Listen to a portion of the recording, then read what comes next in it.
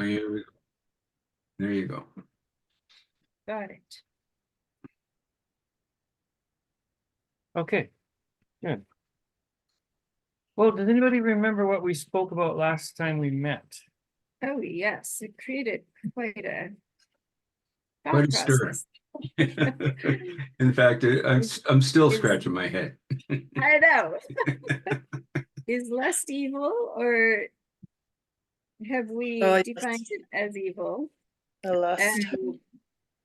Do we just need to use a different word and get on with it?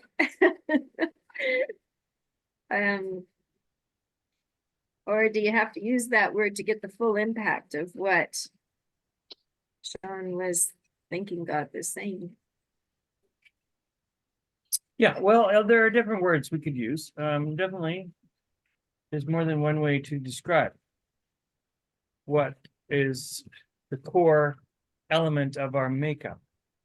So maybe just to review and put it in a little different terms.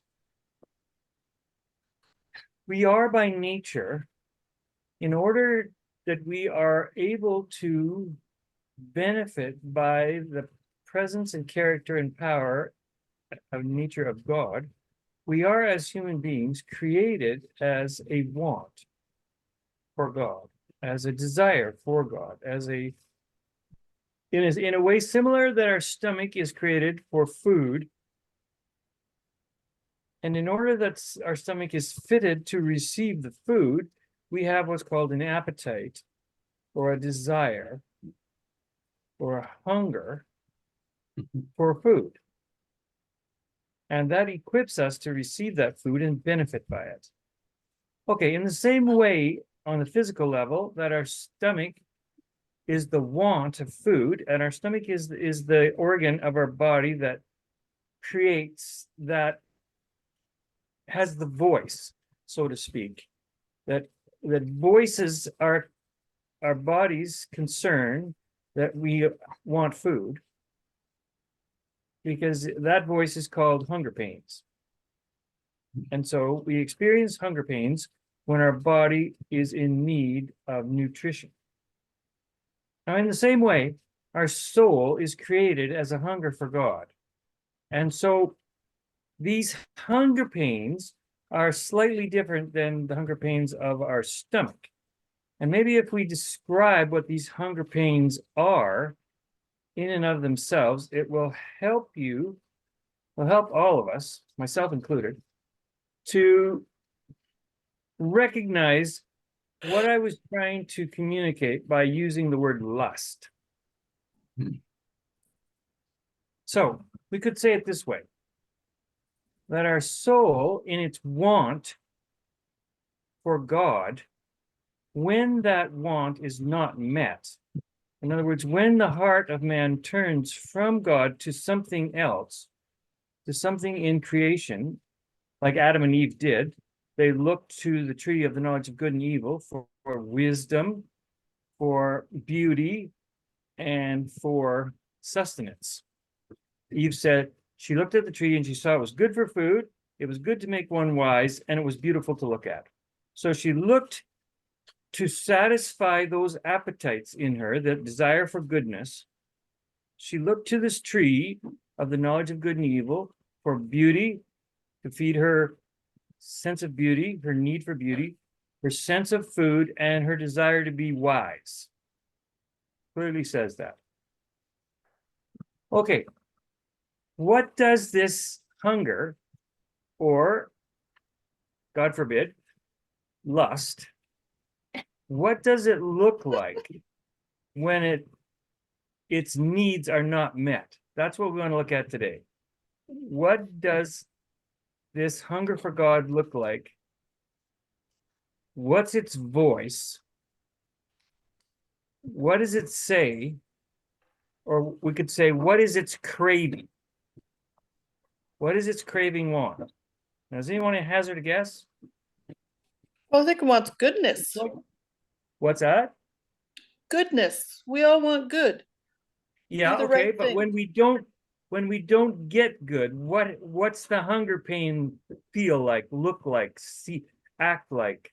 What does the hunger pain do to us? What does it say to us? How does it manifest itself? Oh, feels desperate. 9.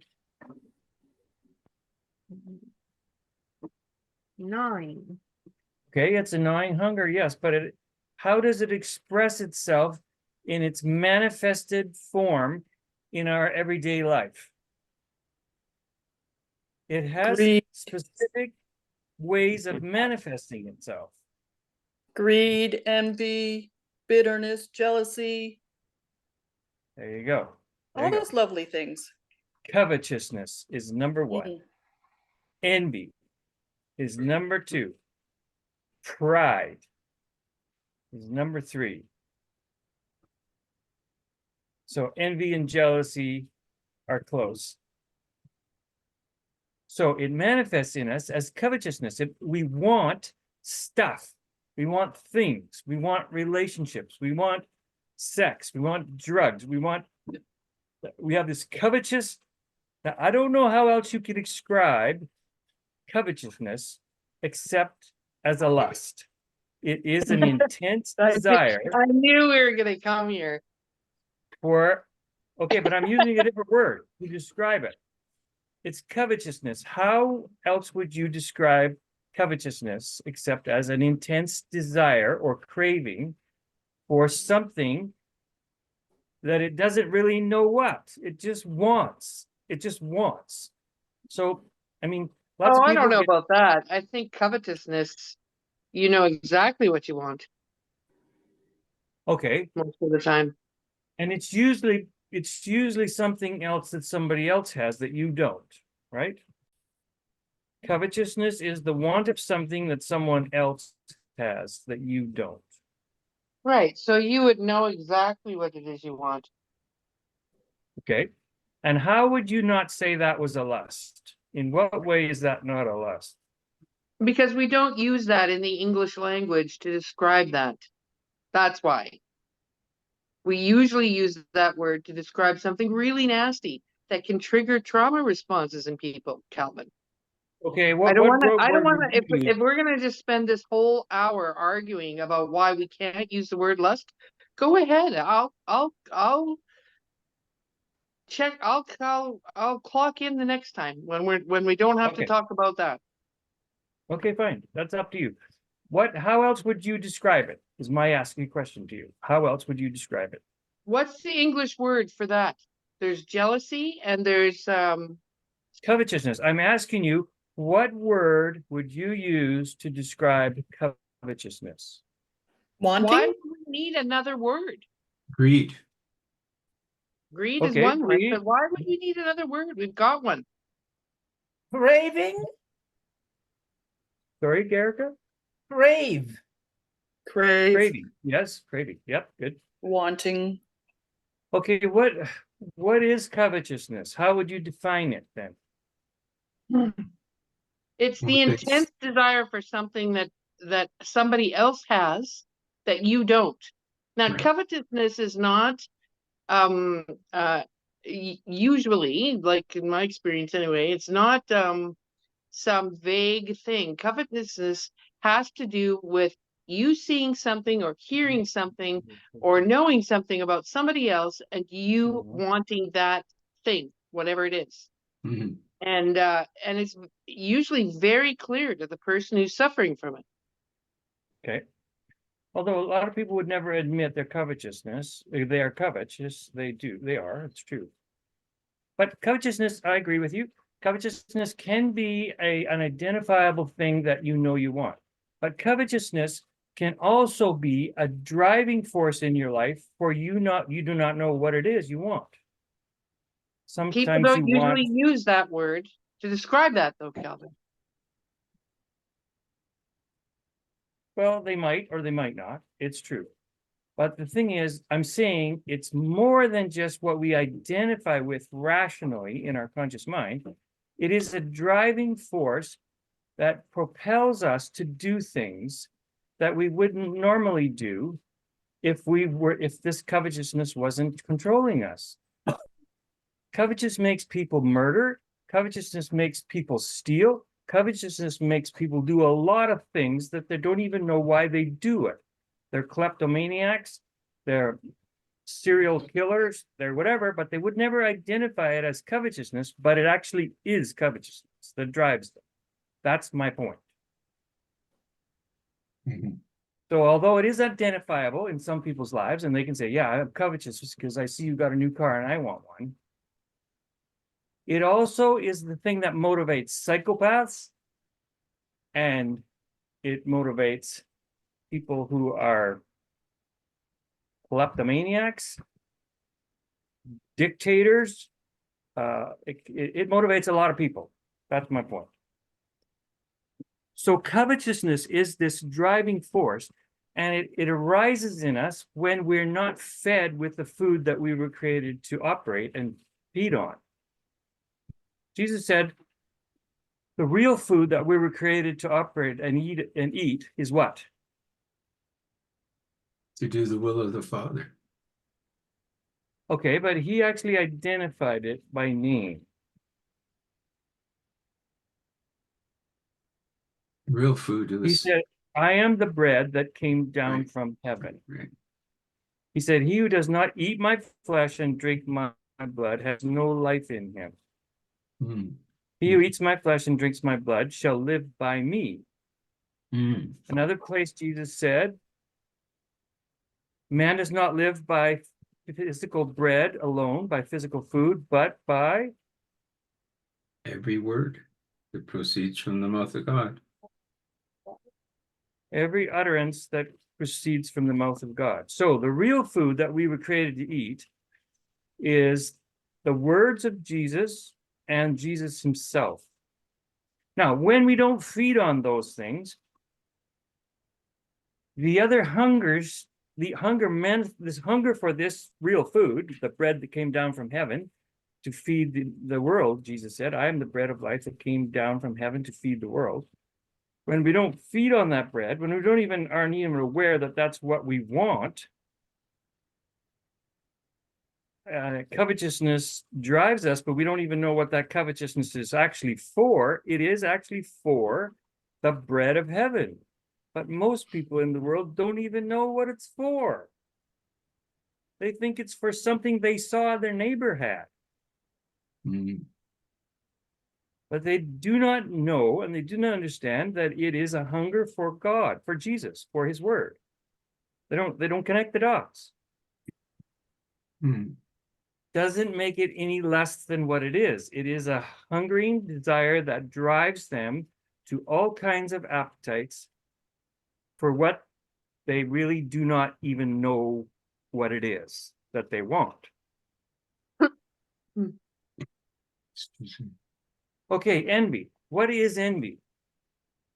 It's another manifestation of this hunger that arises in us when we're not fed with the food from heaven. When our spiritual being is not fed with the word of God and with Christ, we can become envious. What is envy? I think that covetousness has to do with things. Like you Okay. mentioned a car, like I think that's a good example. Mhm. Or somebody's house, or me, it's somebody's yard. Mhm. Do tell, It's not Sharon. funny, ladies. No, Um,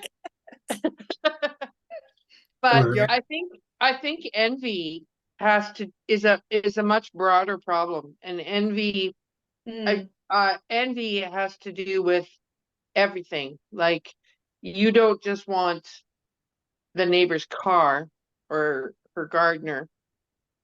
You want you just envy everything about her. She's more beautiful than you. Her husband is richer than yours. She has nicer teeth. It's everything. Yeah, I initially thought, Sherry, that you were gonna say, no, don't move the camera, that's okay. Otherwise I just sit here and stare at you. I thought you were gonna say covetousness was wanting people's things and envy is wanting their qualities or characteristics. Maybe, but I don't think I think it's broader than that, because somebody who's envious of somebody else could just, be envious that her husband makes more than hers. Mhm. That doesn't really have to do with a characteristic. I think envy Right. is a much bigger deal. Yeah, yeah. I see what you're saying. Well, Well, it covetousness. I It could be Go wrong. ahead. happens in marriage. The husband's jealous that the wife makes more money. Sometimes it becomes an issue. Right, Yeah. right. Sorry That's to cut true. you That was off, a but, issue for me in my marriage. yeah. Okay, well, covetousness is usually the want of something that someone doesn't have. It does often apply to things, but it also can apply to people. Like David was covetousness of Uriah's wife, and he stole her. He stole Uriah's wife. He killed his wife. He killed She seems kind of Uriah's like a husband. willing participant, though, right? He what? Wasn't she kind of a willing participant? Well, there wasn't much she Yes, could do, I and the guess she king. would have had no choice, right? No, the king killed her husband without her even knowing it. Yeah, but she slept with him before that. Yes. But David was the one who coveted Uriah's wife and took her. So usually I think it's true that covetousness is the want of something that a person doesn't have. It pretty well straight across the board. People, things, fame, whatever. But envy is more to do with relationships between people. We don't envy things as much as we envy people. We envy what other people have. Like Lynn said, we envy their characteristics, we envy their gifts, their giftedness, their abilities, their character traits, their looks. We are envious of what another person has. So envy usually has to do with this hunger that is turned to the self and says, I want what that person has. I want to be that person. Yeah. And not necessarily, but because these things overlap. There's no question they overlap. Okay, so what is pride? How does pride differ from covetousness and envy? Because they all come from the very same want. This unfulfilled want, when we don't get enough heavenly food, we covet and we envy and we arrogate. We are proud. We exalt ourselves. Why? What is this pride? What is it? And why do we do it? I mean, Thinking where does proud? we've created who we are or what we have. Yeah, well, I was gonna say, when I worked in Africa, I was in the country of Djibouti. And Djibouti is just, if you ever visited there, all it is black rocks and black sand. It's lava everywhere. That's all there is there. And then when I met this young guy who lived there, he said to me one day, he said, I know why you come to our country, because our country is the most beautiful country in the world. And we're so proud of Djibouti because it is the most great country in the whole world. And I thought, you don't actually have to have anything to be proud. Because this guy had nothing compared to what we have, and yet he was proud of his country. He was just completely arrogant about his country being the best on the world, on the planet. Now, That's so interesting. so pride doesn't have anything to do with how rich you are and how, like, I met a lot of proud people in Africa, like even in Uganda, very arrogant people, but they had nothing. They had no riches. They didn't have a car. They walked everywhere they went. They didn't hardly had enough food to eat, but they were extremely proud people. Now, that just shows you that this hunger is universal. no matter what nationality you are, whether you are, you know, Bill Gates or some guy in the backside of Djibouti, you're still susceptible to this thing, this driving, craving hunger at the root of your being. It's there. And it will move you to do things that you don't even know you're doing. And it will press you to crave and hunger after things, and you don't even know why. Yeah, in fact, most of the time, you don't even know you're doing it. Mm.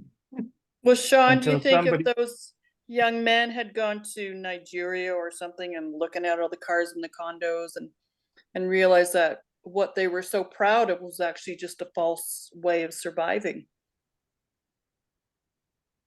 Do you know Yeah. what I mean? That their whole persona would be shattered if they went somewhere else and realized, oh, I want that. Anyway, just throwing Yeah, that it's in. true. But we sometimes get confused, you know, we think, oh, the reason somebody like, you know, Elon Musk is so proud is because he's so rich. But really, that's a false assumption. But probably what drives him to be as rich as he is this very thing we're talking about. It is this craving want of something which he doesn't really know what it's for or what it is he's looking for, but he thinks money will do it. He actually thinks money's going to fill this hole in his soul, this hunger. And so he's driven to be the richest man on the planet. And he achieves it. Does it actually quench that thirst? Does it actually satiate that hunger? Does it actually abate that craving want? I don't think so, because he still wants more. Exactly. So this is what I'm trying to describe. This insatiable hunger for something that is far greater than ourselves, which we can't really even put a label on it. But we can put labels on it, but they don't match the want. We can say, oh, if I only had a new car, or if I only got a different husband, or if I only was famous, or if I just had enough money, that'd do it. But when people achieve that, they realize, oh, damn, that wasn't what I wanted. That wasn't it. Mm-hmm. I thought it was going to be that was going to do it for me, but nope. Mm. Here I am. Okay, so we have covetousness and envy and pride. Now, what happens to us? There's a fourth manifestation of this craving want when our covetousness is not met by what it is we covet, and our envy is not met by what we are envious of, and our pride is not satisfied when we crave fame or whatever it is we crave, and none of that satisfies us, and we are hindered from actually achieving the goal that hunger is driving us to. What happens to us when that happens? What is the fourth manifestation that crops up in our life when we can't get enough stuff or emulate enough of our heroes and become better than them, or have enough fame to be satisfied with our pride? What happens after that? Well, I think you could go either way. You could go into deep bitterness and failure, or you could just surrender and go, I'm grateful for what I've got. Bitterness or gratitude. That's a possibility, yes. But usually what happens when we don't get what we want, what happens? If you take something from a child that he wants so badly, what is the immediate response? Anger. He gets mad and screams and throws a tantrum. Like, have you ever seen these kids in the store And their mother Mhm. says, no, you're not going to buy that. They go down the floor and they flip out. They're mad as hell. So Yep. it's called rage, Mm. anger, and rage. When we don't get what we want, the fourth way, this craving desire, and I won't use the other word for Sherry's sake, when it's not met, it breaks out in rage and anger. Now, this is just an inevitability. People say, oh, well, you made me mad. No, I made you realize that you weren't going to get what you were after. And so your anger flared up. I didn't make you angry. I revealed the anger that was in you. I gave you an opportunity to express your true nature, which is anger and rage. Nobody can make anybody else mad. They can just give the opportunity for the rage that's in there to come out. And that rage is at the root of every human soul, because we are made as a hunger and a craving want, and it is intense desire for the infinity of God. And when that hunger for the heavenly bread is not met, either covetousness breaks out, or envy breaks out, or pride breaks out, or wrath, or rage. We throw a tantrum. And there's lots of cultured ways to throw a tantrum. We have developed all kinds of acceptable ways to express our anger and our wrath. We tell somebody off, we put them in their place, we do whatever. So there's lots of ways to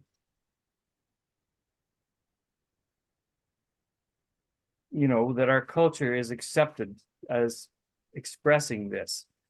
Anyway, in most of these things have become acceptable. It's okay to be covetousness. I mean, the world accepts it as a fact, and they'll even admit it. Yeah, I'm envious of you, or yeah, I want what you have, or and this competition spirit.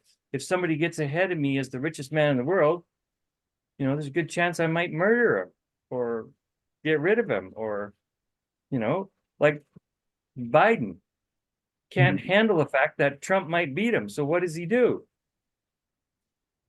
He does everything that is legal and illegal to Get rid of him. get rid of him, get rid of his competition. Well, this is the incredible craving desire that we are all created with, which makes us actually fit to receive benefit from the nature and character and person of God.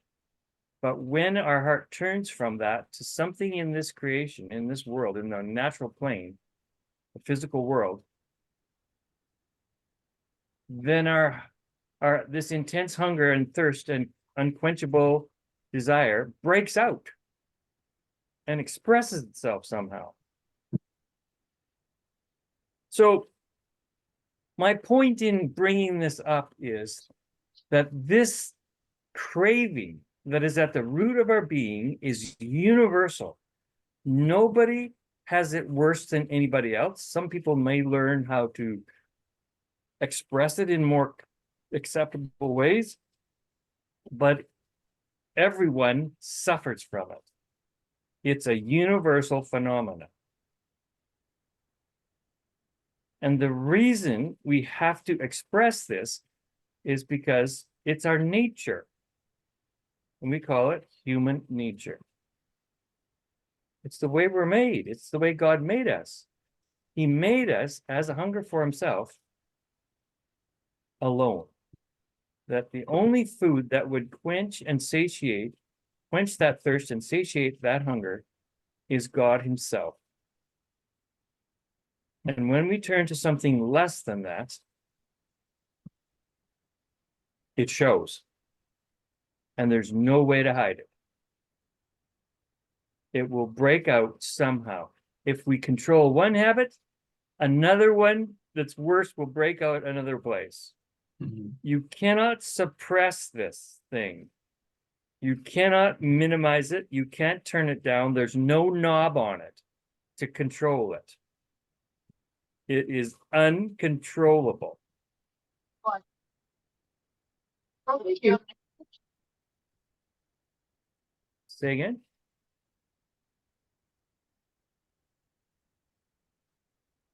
So, if this is true, that this is the real root nature of our being, then why do we have to live with this? Why do we have to suffer under this crazy, New message is received from Gina Graves. this crazy intensity of this desire that drives us?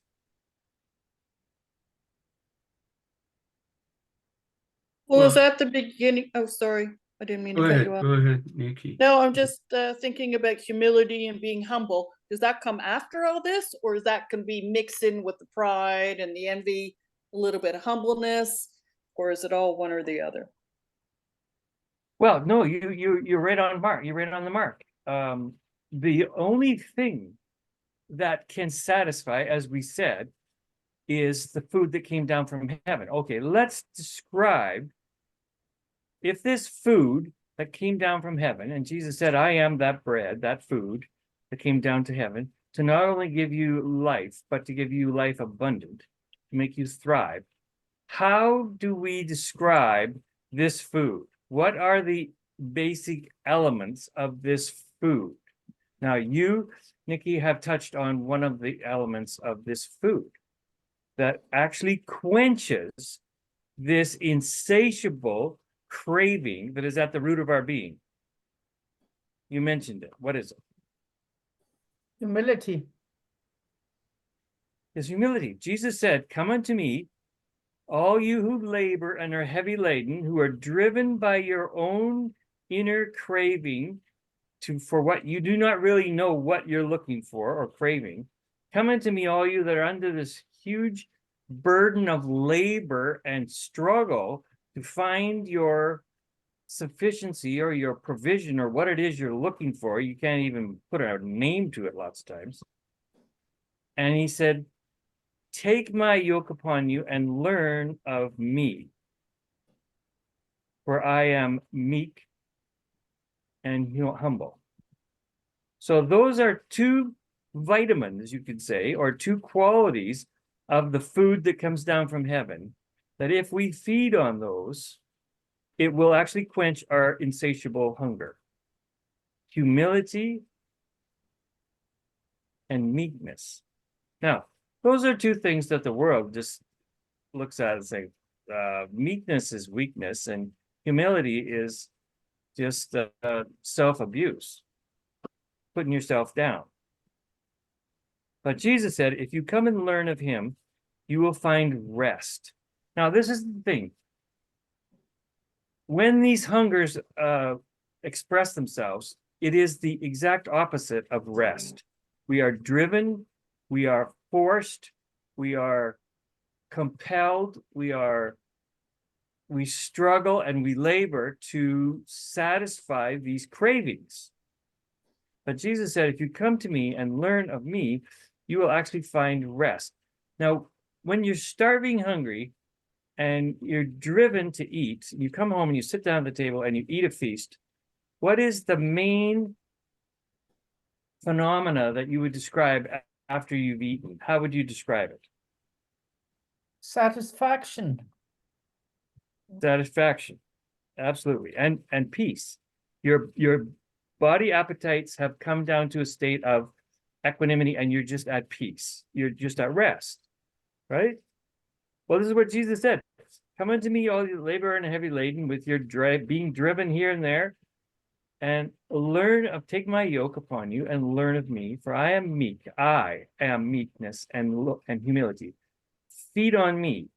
and it will bring rest to your soul. It will satiate those appetites because that's what those appetites were created for, was meekness and humility. Now, what other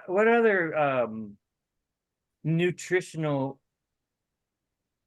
elements could we describe in the person of Christ, or this food from heaven, that actually feed that driving, craving, desire, extremity of want that is in us? What is one of the most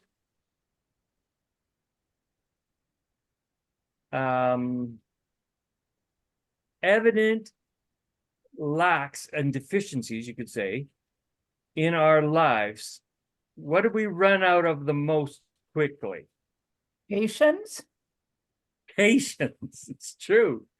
Patience is number one on the list of vitamin deficiencies in the spiritual realm. We run out of patience almost immediately. It's the number one symptom of lack of nutrition on the spiritual plane. When you are not fed spiritually, you become impatient. So, is this one of the vitamins of Christ? Patience? Yeah. Yes, patience. He's called the patient Lamb of God, who opened not his mouth when he was accused and crucified. James said, "Let patience have its perfect work in you, that you may be perfect and entire and completely satisfied, and your cravings would be abated." Let patience do its vitamin work in your soul, so that you are no longer have these cravings. It sedates and mediates and quenches and satiates this extremity of want. Right? Yeah. Okay. There's one more main nutritional deficiency in our heavenly menu that creates these cravings to be stirred up in us. What is the one thing that we do the most often to manage our cravings?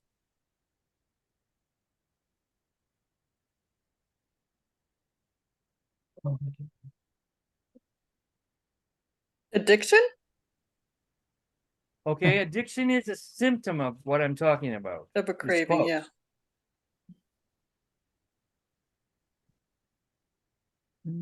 We automatically resort to this to manage our cravings. Everybody does this. I don't.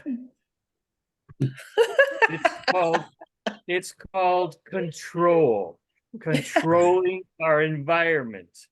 Yes. We opt into control.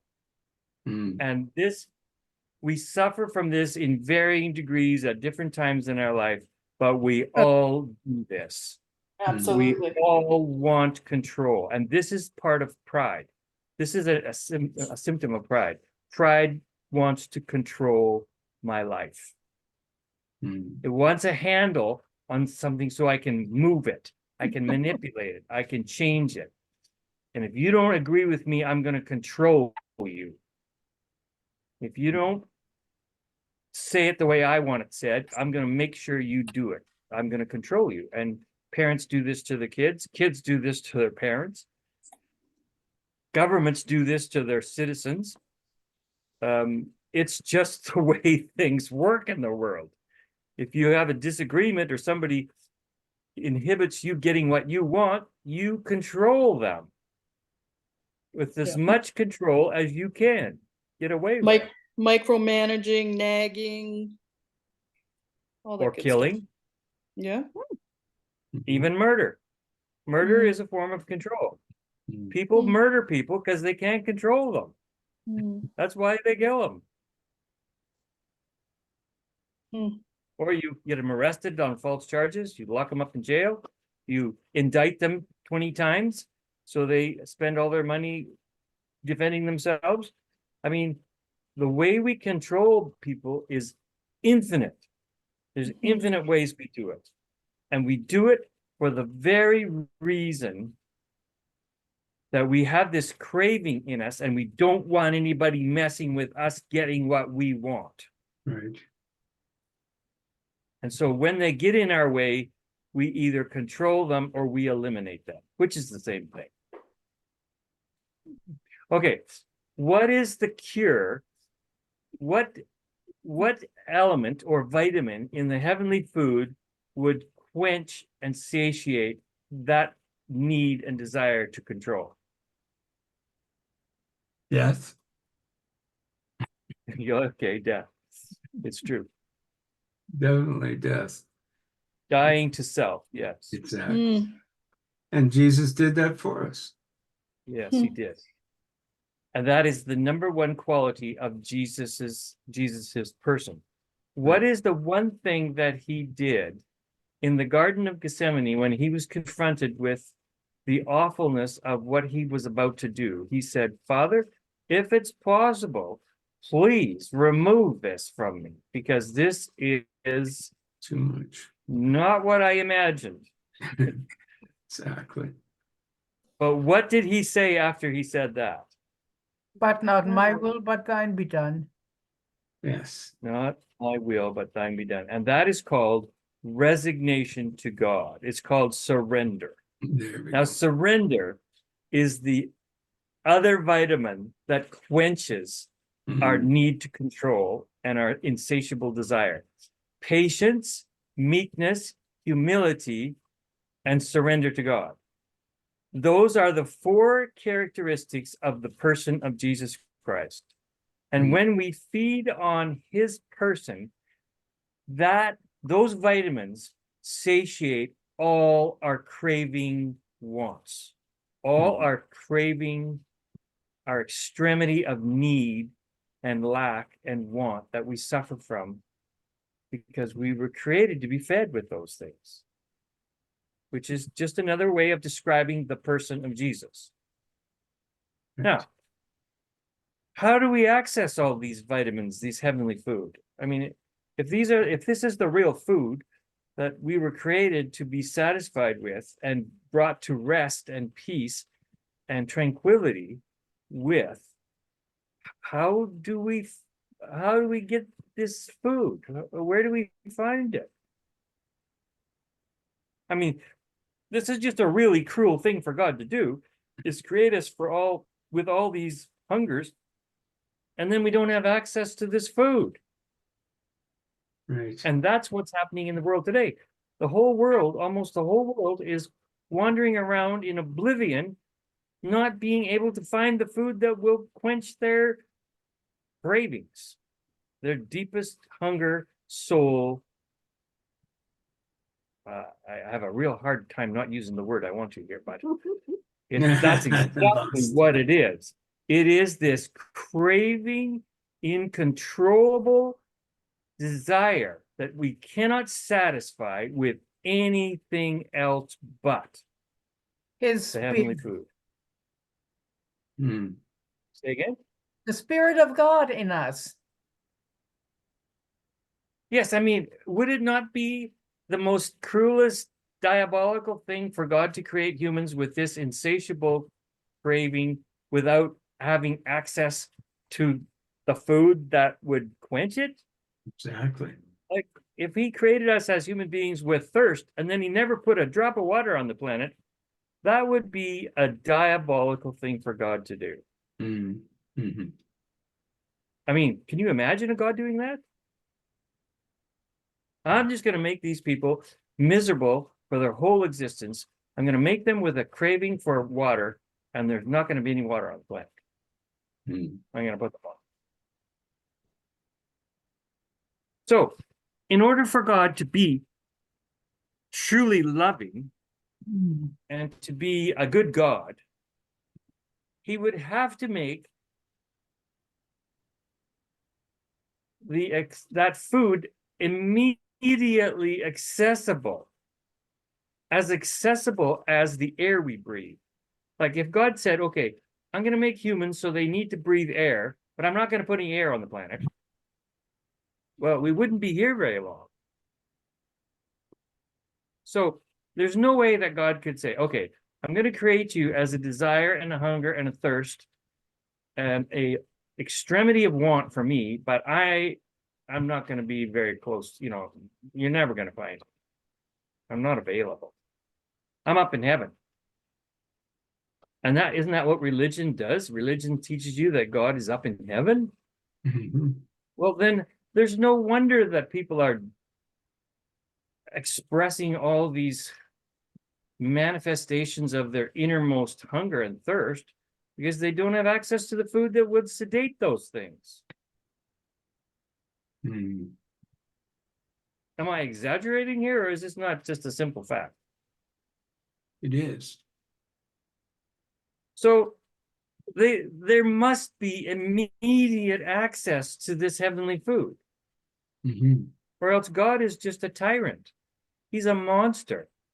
He's a cruel despot. Mhm.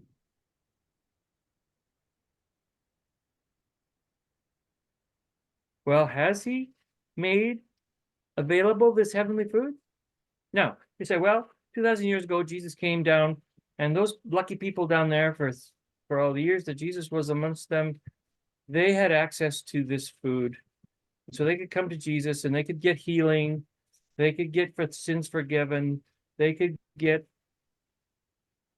see Jesus's meekness and humility and his resignation.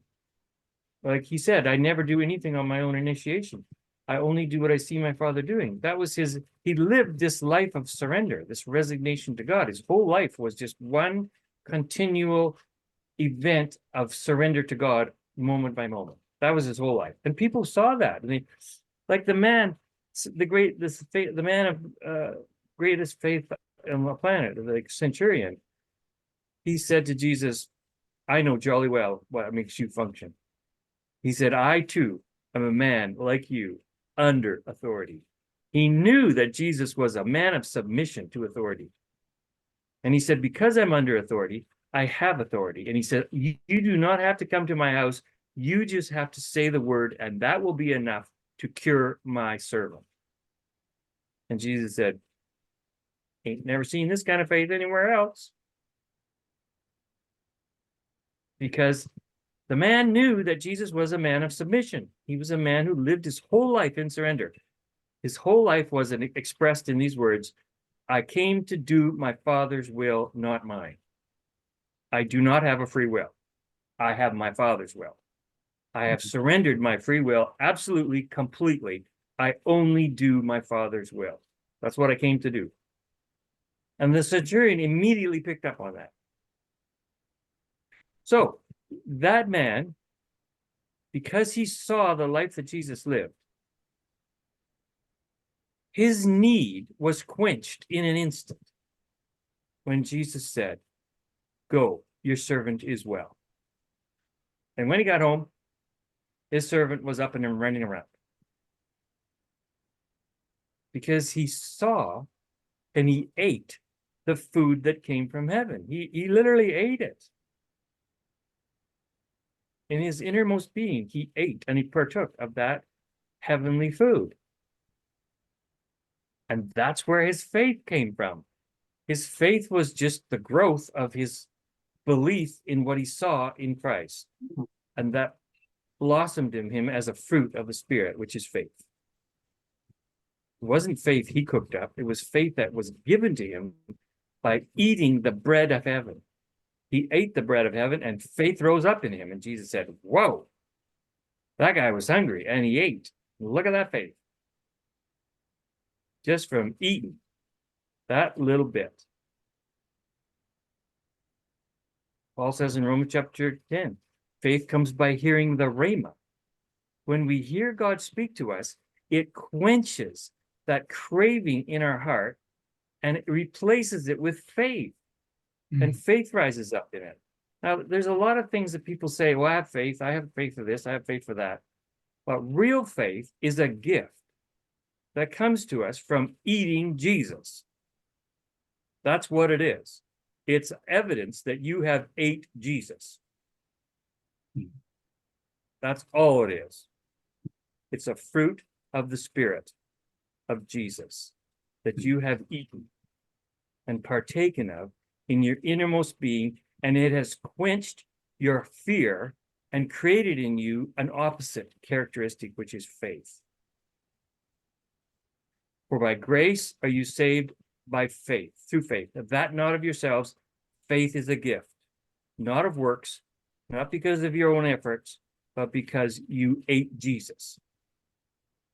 You now have faith. And all the fruits come from eating Jesus. Faith, meekness, self-control, joy, peace, kindness. Those are all manifestations of the person of Jesus after you've eaten them. Mhm. They're all fruit of the Spirit. They all come from a growth of eating the Holy Spirit inside you. And so, to answer the question is, God did not make this food unavailable. He has made it immediately available in our innermost being. But most of us have been trained to live in our head, so we never go to our heart to eat Jesus. We just collect more information about Jesus from the Bible. Oh, I got to read another Bible verse. Got to get more knowledge in my head. Well, the knowledge in your head doesn't feed your soul and quench your insatiable cravings. Even Solomon figured this one out. He said, with much knowledge comes much grief. The more information I collect by reading my Bible, the more condemned I am. Mhm. Because I think it's based on something I got to do instead of something I got to eat. I hear it legally and I think, oh, I'm supposed to do this, or I'm supposed to do that, or I'm supposed to go here, I'm supposed to give more tithe, or I'm supposed to be more kind, or I'm supposed to mean this, and I'm supposed to. But we never eat on the inside. We never take a bite of Jesus. We don't eat his patience. We don't eat his humility. We don't eat his meekness. We don't eat his resignation, his surrender to God. But if we would just simply say, God, I'm so pissed off today. I have no patience. I need a meal. Can I eat Jesus right now? Because I need some patience. But instead, we hear the message, oh, try harder. Try to be more patient. Try to control yourself. Be more dutiful to your practice of Christianity. When all you really need to do is go inside and have a meal. It's like telling a person who's starving, well, here, read this menu. Oh, well, that didn't help. Well, here, read this one then. Well, no, that doesn't help either. Well, here's another one with pictures in it. Read this menu and now look at the pictures. That'll help you. Does it help quench the hunger in the person? No. You have to have real food, not just pictures or menus. It makes it worse. Well, the Bible is a menu, and people think they're going to get food from reading their Bible. No, the Bible is a menu. It tells you where the food is. It tells you where the kitchen is. It says, with the heart, man believes unto righteousness. Now, righteousness is a gift that quenches our hunger, our want. It says, blessed are those who hunger and thirst for righteousness, for they will be fed. Fed with what? More Bible verses? No, with Christ. They actually eat Jesus. Mhm. And the manifestation of eating Jesus is righteousness. In my heart, I eat the person of Christ. Now, Jesus was not exaggerating here. He said, if you do not eat my flesh and drink my blood, you have no life in you. No pardon. It was not an allegory. That was not a hyperbole. That was not some kind of exaggerated literary whatever. It was a fact. Wasn't a If you parable. do not eat me, you will die. And that's why people die early. That's exactly why people die early. Is because their inner soul hunger actually consumes them Yeah. and they die. Um, It extinguishes their physical life I was at this because they have conference. never been told that the full meal deal is as close as their next breath. Right.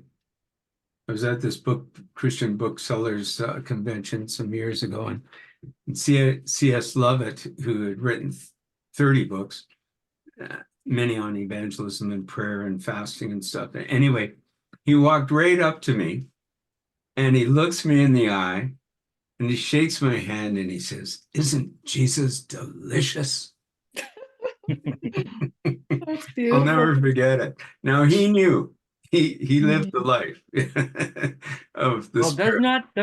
does not the menu itself say, taste and see that the Lord is good? Doesn't that what the menu says?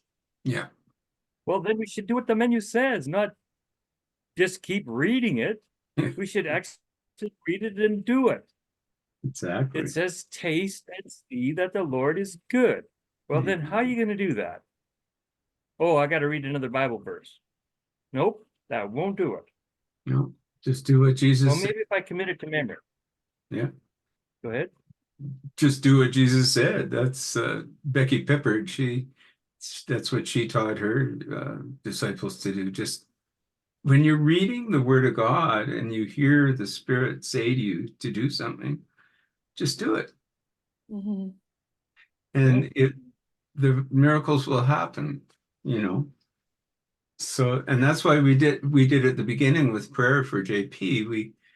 You know, the Lord was speaking to me through these declarations this morning on Palm Sunday, and we just spoke them out on behalf of JP, and it's faith. Amen. It just happens. Like the Roman centurion.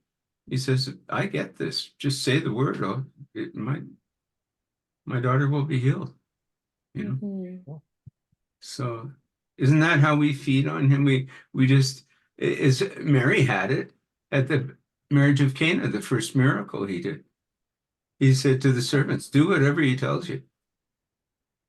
Well, that's why I broke it down this way, is because just to say, well, you got to eat Jesus. We think, well, how do I do that? The Okay, house. well, Yeah. let's break it down to the vitamin characteristics of his qualities that make up his life. Mhm. His life was expressed in these qualities. Meekness. Okay, what is meekness? How do you feed on meekness? Well, you just come to meekness in your incredible pride and arrogance, and you say, I'm really hungry for this stuff. I'm really in need of some meekness here. So to acknowledge my need of something is to begin to feed on it. There we go. It's to express my hunger, and just to sit down at the table and say, okay, Jesus, I want your humility. Mhm. Feed me with your humility. And Jesus said, blessed are those who hunger and thirst for humility, for they will be fed. Yeah. That is a fact. Mhm. He didn't say, well, you might get a morsel. I don't know. You just got to try it. No, he said, they will be fed. They will be fed Amen. if they hunger and thirst for specifically what it is they're looking for. Okay, well, these are the four main vitamins we're lacking. We're lacking patience. We're lacking meekness. I mean, I'm talking about myself here. These things are so evident in my life as complete and total lack. I have become the most, going to Africa finished me as a patient person. I had no patience left after I went to Africa. I exhausted every trace of it in my existence. I knew that after I got to Africa, I was never going to be a patient person again.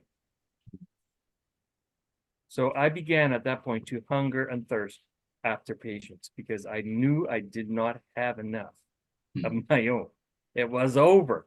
Up until that point, I was a pretty patient person. I could put up with a lot of crap. But after that, I knew I was toast. Never forget this returning missionary, Sean, from Africa, 25 years at the tab. He comes back and he says, with 25 years of ministry in Africa God has taught me one thing and one thing only. And he said, I can't, but God can. Yeah. There's surrender. He learned surrender too, just like you. And you were going out shortly after that. I remember that. That was a word for us. Well, and this is actually what the word eat means. How do we define the act of eating? When you sit down at the table and you drink a glass of water or milk or whatever it is you drink, you are literally surrendering your body to what's in that milk or that cup. When you eat what's on that plate, you are literally surrendering your whole health to what's on that plate. Eating is an act of absolute surrender. Mhm.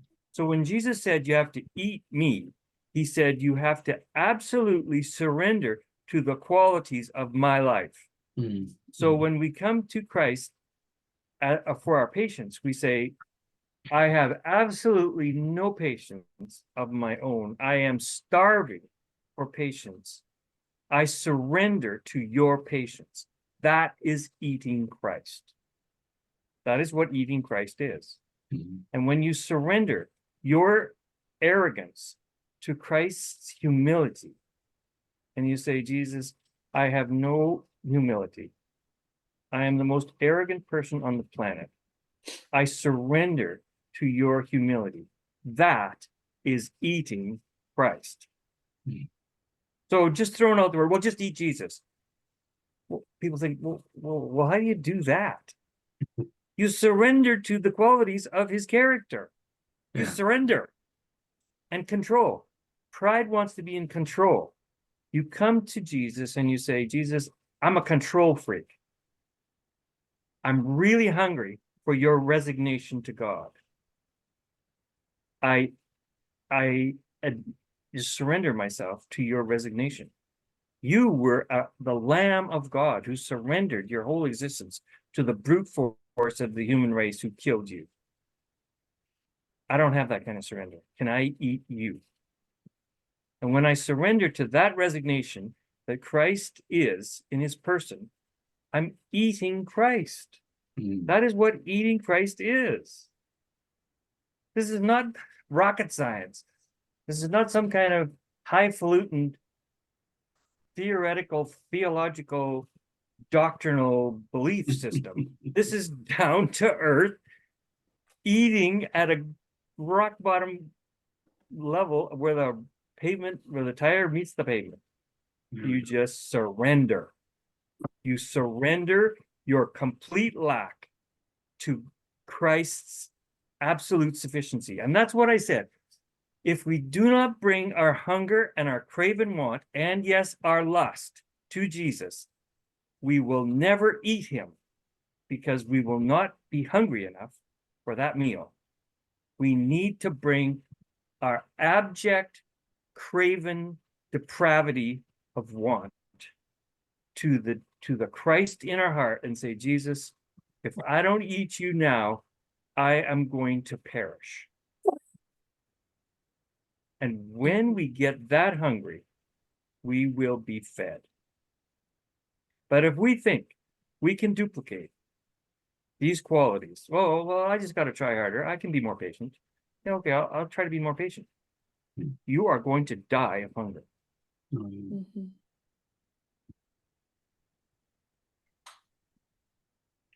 And if you say, well, yeah, I remember a pastor here in Summerland 25 years ago. He read a booklet that I had written, a little booklet. He took it home and he read it through from cover to cover, and he gave me back a folder with as many pages as were in the book on how everything I had written was part of another cult. He broke it all down into about 40 different cults. And he says, everything you have written in this booklet is from another cult. And he said, what makes you think you're right and the whole Christian world is wrong? And I said, well, when did the majority ever end up being right? He said, you are very proud. Don't you think you should humble yourself? And I said, I was told all my life I could humble myself, and all it did was make me more arrogant. And he looked at me and he said, wow, I never thought of it that way. It's exhausting being a human being. It is. When you don't Oh. have the right food, it's excruciatingly exhausting. Exactly. Yeah. It's a very laborious act to be a human being without the right food. That's why But Jesus is it not "Come unto true me." that you won't even have that hunger if God doesn't give it to you? Exactly my point. God Exactly. created us with this hunger. We are created with this hunger. It is a God-given lust that's in our innermost being, and nobody can take it away but God, because he put it there. Yeah, but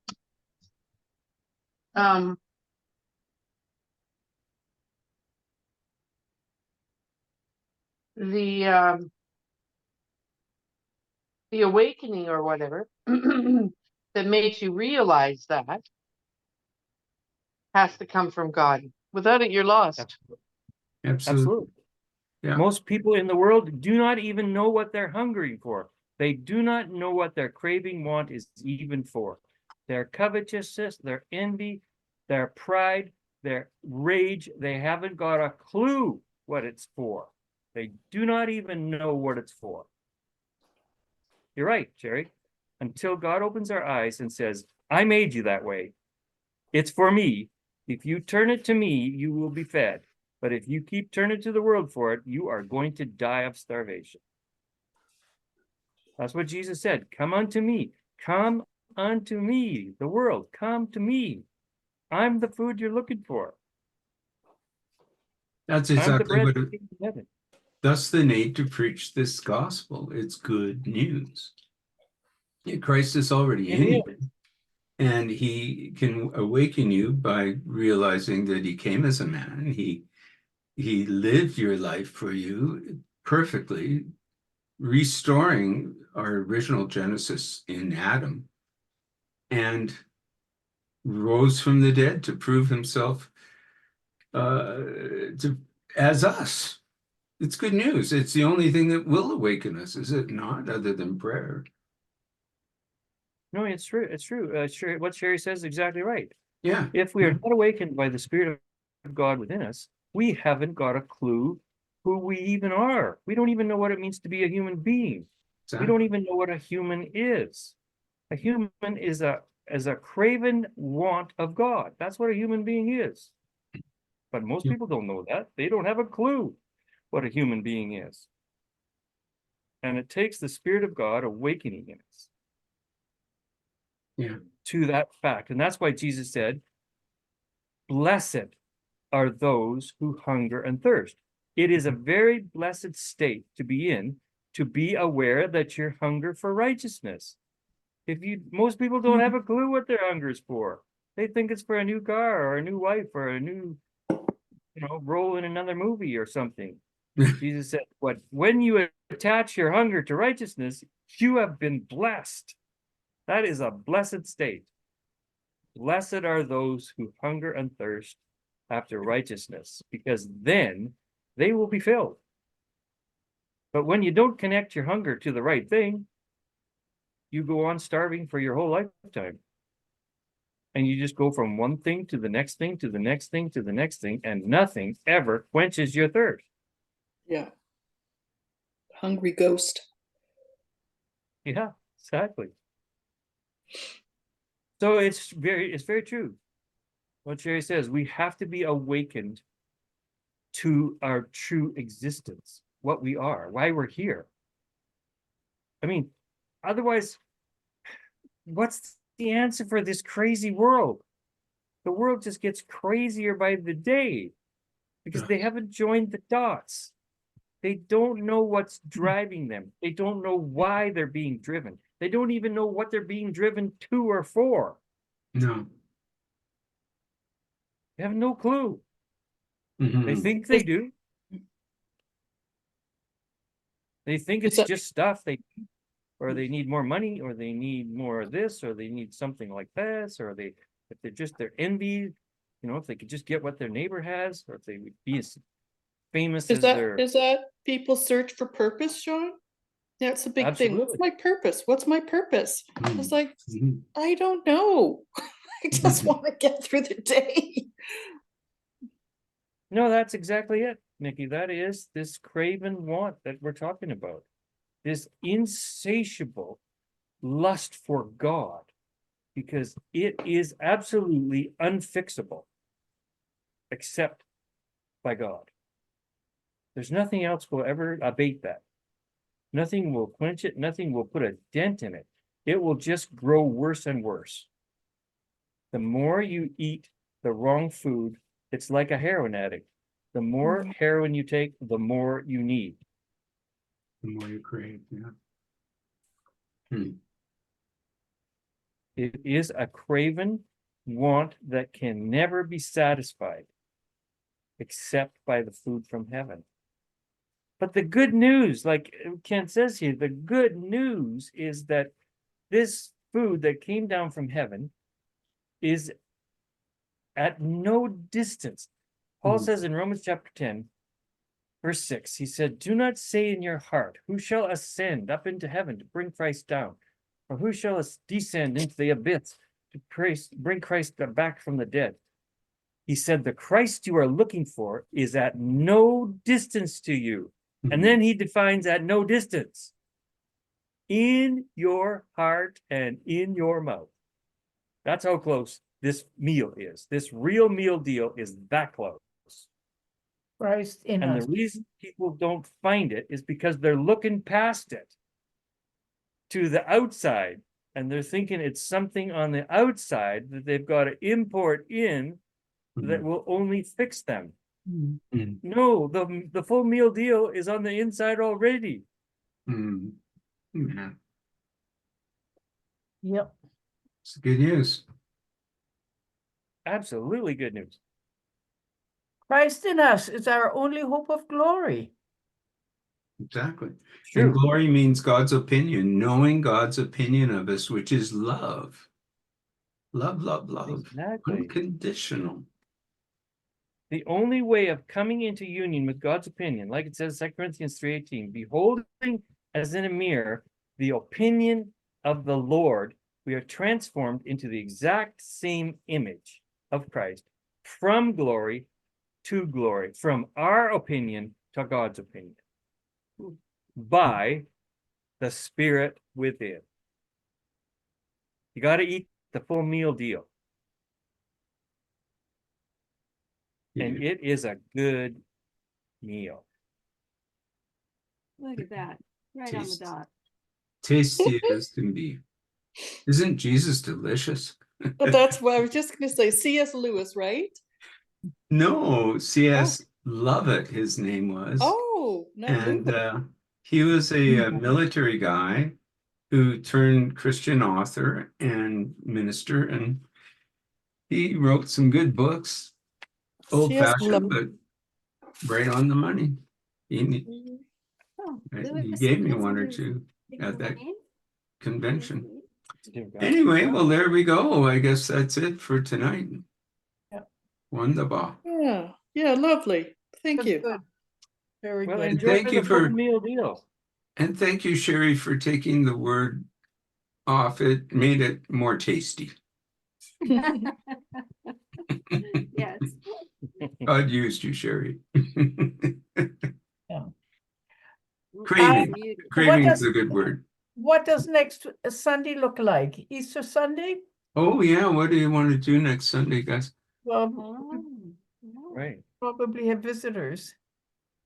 Right. Are Well, you we having have visitors?